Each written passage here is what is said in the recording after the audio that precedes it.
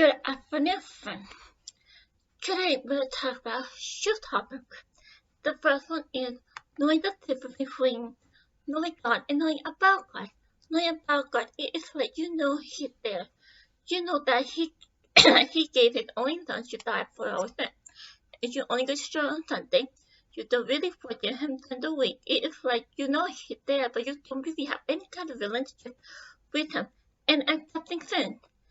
There are steps to for the person who doesn't have any relationship with God. Knowing about God, which means you know His cares have been done with Him, love Him very much, worship Him for 24 hours, 7 days. Every day you start your day with God, go to church, serve Him. Monday keep serving Him and talking to God. Then try Him, knowing why He did it, knowing deeply that He loved us, obeying His command all the time, even when we fail. We still know that His love doesn't stop and give us mercy and goodness every single day. If God says that it's sin, then we're not doing anything to make it acceptable. There is that it's just a sin. The last topic. Don't make your past and excuse for your behavior. Let's read some scripture, shall we? The way we talk about Jesus healing a man is the baptist pool. Jesus healing a man at the pool. The scripture we'll be reading is an easy-to-read version, John 5:8.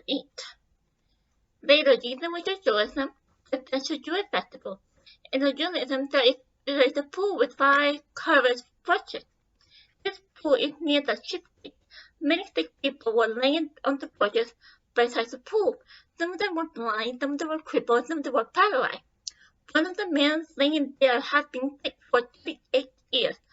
Jesus saw him laying there, and he knew that he'd been sick for a very long time. So he asked him to want to be well. The sick man answered, "So there's no one to help me to get into the water when it started moving. I tried to be the first one to the water, but when I tried, somebody else always can go in before I can." Jesus said, "Stand up, pick your mat, and walk." I want you guys to notice the response of the man. Instead of saying, "Yes, Jesus, I want to be healed," he responded with an insistence. "But why he have been able to move to the pool?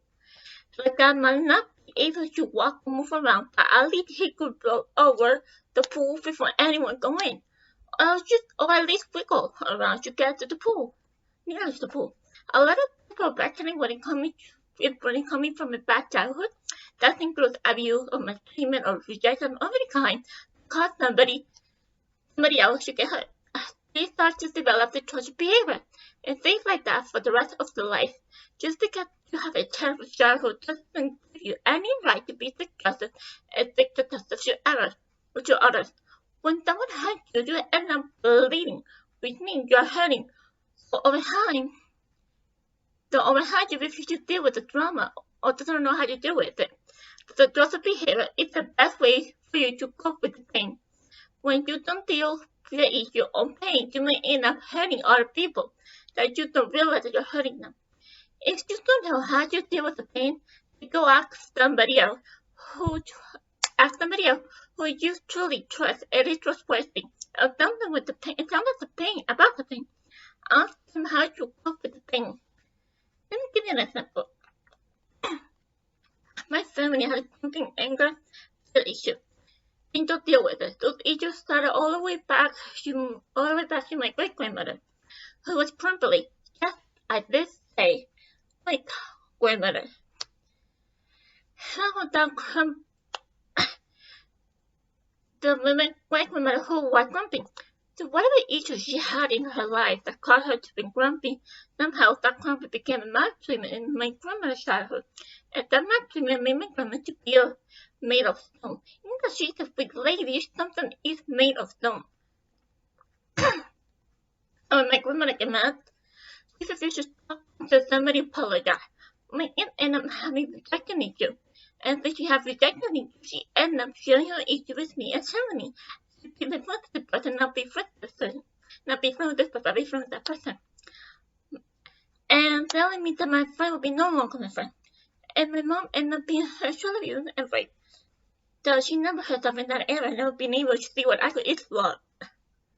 And things are left what is love and think that abuse is love.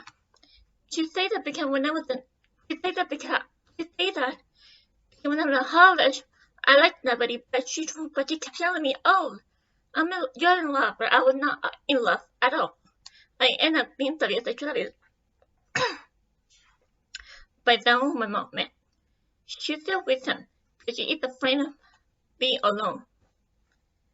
So you can see how none of these ladies dealt with the issue, but instead it was passing on one generation to another. Do not let your bad define your future. Do not let your bad behavior become an excuse to be on excuses for your bad childhood. Change your behavior, do better. Move on from the past. One more thing. Do you notice at the point of the phone, there's some picture over there that's full of joy, full of excellence, and awe? It is like the full of energy for God. And that is an amazing thing. Okay, I know that a lot of people from my generation are leaving the church because they got to the point when they didn't get God's promises in the timetable, or because of other reasons. But I can tell it also can be because the most church service, our religion, when they talk about Jesus, it's like they talk about it much like Jesus died for your sins. If you don't repent your sins, you will go to hell. God love you very much. With no ease, with no off, with no joy, with no life in the storm. It looks like Jesus is the most boring person thing. And that can cause people to think, well, it's much better than Jesus, and Jesus is so boring and so complicated. God's reality, God is simple. It's so simple. He is so simple. He's not a blind God. As you read the Bible is full of God doing so many amazing things. God divided the Red Sea. I mean, they would ask, say like, okay, do you know that God had divided the Red Sea? Do you know that? That's amazing. Instead of, do you know that God has divided the Red Sea? I mean, they would do not say it like a robot. Isn't a blank person. When it comes to an unrelationship, they're full of joy, energy, and life excellence. It's like they're in a concert watching Jesus rock and roll. But in a relationship, it's more like if someone just died. Now, did Jesus die? Yeah. But he is alive right now in this very moment. Yeah. So let's be full of awe, full of joy, full of excellence, full of energy, full of life when it comes to talking about Jesus. What he did for us. He didn't have to do that for us. He should have let us suffer the punishment. But no, he doesn't have to save us from the punishment. That is something to celebrate, to be full of joy and thanksgiving and rock and roll to Jesus. Jesus is the light. We deserve to be full of awe, full of joy, full of excellence, and we need to be like that Christian who's to be joyful. And not Christian who hate her life because God isn't listening or God doesn't care. Yeah, he doesn't care about you. He loves you very much. There's no way in the universe that will stop his love from you. That actually comes from Romans 8:31 to 39. Yep, Romans 31 to 39. Believe it, trust and meditate and commit the scripture. And that's all I want to say for today, and have a great afternoon. Bye.